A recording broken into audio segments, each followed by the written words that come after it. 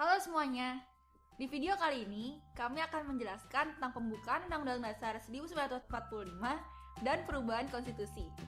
Kita mulai dari pembukaan UUD ya. Pembukaan Undang-Undang Dasar 1945 mengandung 4 pokok pikiran. Pokok-pokok pikiran ini membentuk suatu rumusan pembukaan yang bersama batang tubuh dan penjelasan menjadi dasar untuk menjalankan pemerintahan. Seperti halnya roda-roda menjalankan sebuah mobil. Pokok pikiran yang pertama adalah pokok pikiran persatuan. Pokok pikiran yang kedua adalah pokok pikiran keadilan sosial. Pokok pikiran yang ketiga adalah pokok pikiran kedaulatan rakyat. Sedangkan pokok pikiran yang keempat adalah pokok pikiran ketuhanan yang Maha Esa menurut dasar kemanusiaan yang adil dan beradab. Dalam suatu tertib hukum, UUD bukanlah peraturan hukum tertinggi, karena di atasnya masih ada pokok kaidah negara yang fundamental atau Stats Fundamental Norm. Untuk menjadi Stats Fundamental Norm, suatu tertib hukum harus memiliki beberapa unsur, yaitu yang pertama, dari segi terjadinya, yaitu ditentukan oleh pembentuk negara dan merupakan pernyataan lahir pembentukan negara untuk menjadikan hal-hal tertentu sebagai dasar-dasar negara yang dibentuk. Yang kedua, pembukaan menetapkan adanya UUD Negara Indonesia. Yang ketiga, dari segi isi, memuat dasar-dasar negara yang dibentuk, cita-cita kerohanian, cita-cita tentang negara, tujuan dan ketentuan diadakannya UUD. Pembukaan Undang-Undang Dasar 1945 memiliki kedudukan khusus di negara, yaitu sebagai yang pertama, tertib hukum tertinggi dan terpisah dari batang tubuh Undang-Undang Dasar 1945. Yang kedua, pokok kaidah negara yang fundamental yang menentukan adanya Undang-Undang Dasar 1945. Yang ketiga, pokok kaidah negara yang fundamental mengandung pokok pikiran yang diruangkan oleh Undang-Undang Dasar dalam pasal-pasal. Nah, sekarang ayo belajar mengenai makna pembukaan UUD 1945 per alinea. Alinea pertama berisi pengakuan hak asasi manusia untuk merdeka dari jajahan penjajah. Alinea kedua digunakan sebagai momentum untuk menyatakan kemerdekaan. Alinea kedua juga merupakan motivasi nyata bangsa Indonesia untuk mendambakan kehidupan yang layak.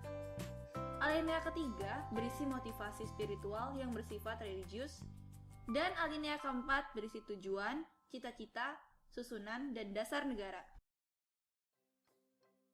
Sekarang kami akan membahas tentang perubahan konstitusi, oke? Dari awal negara ini terbentuk sampai sekarang, konstitusi Indonesia sudah mengalami 5 kali perubahan. Pada tanggal 18 Agustus 1945 sampai 27 Desember 1949, Konstitusi Negara Indonesia disebut Undang-Undang Dasar 1945. Dari tanggal 27 Desember 49 sampai 17 Agustus 50 disebut Undang-Undang Dasar RIS 49. Dari tanggal 17 Agustus 50 sampai 5 Juli 59, Konstitusi Indonesia disebut UUDS 1950. Dari tanggal 5 Juli 1959 sampai 21 Mei 1998, Konstitusi berubah lagi menjadi Undang-Undang Dasar 1945. Dan yang terakhir, tanggal 21 Mei 1998 sampai sekarang, Konstitusi Negara Indonesia yang dipakai adalah Undang-Undang Dasar 1945 hasil amandemen.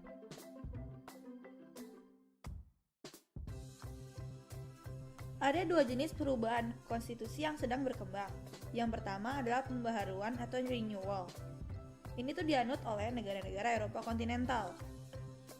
Yang kedua adalah perubahan atau amandemen, di mana perubahan ini dianut oleh negara-negara Anglo-Saxon termasuk Indonesia.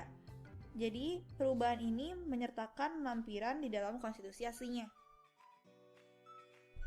Menurut KCWR, ada 4 macam cara yang digunakan untuk mengubah konstitusi, yaitu yang pertama, some primary forces, beberapa kekuatan sifatnya primer.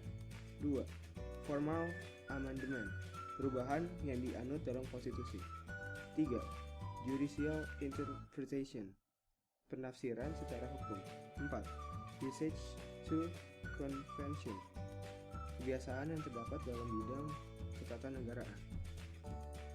Miriam Budiarjo menyatakan ada 4 prosedur untuk mengubah konstitusi, yaitu yang pertama, sidang badan legislatif dengan ditambah beberapa syarat.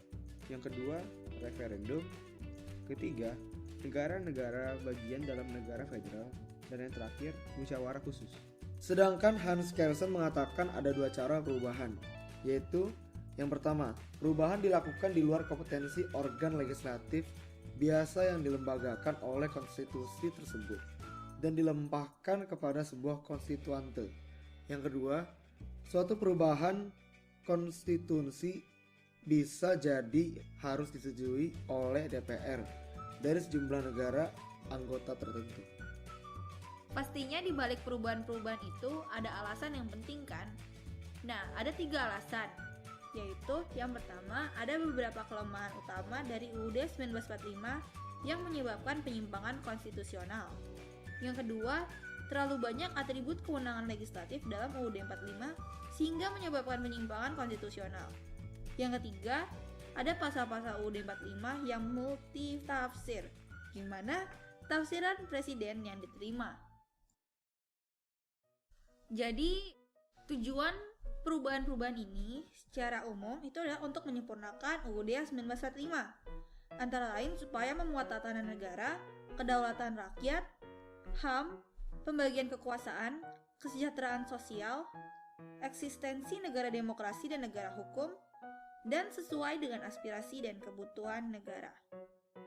Perubahan ini pastinya tidak asal saja dilakukan, tapi ada dasar hukumnya.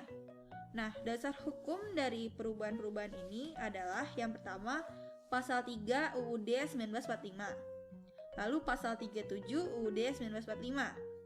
Yang ketiga, TAP MPR RI nomor 9 tahun 1999, TAP MPR RI nomor 9 tahun 2000, dan TAP MPR RI nomor 11 tahun 2001.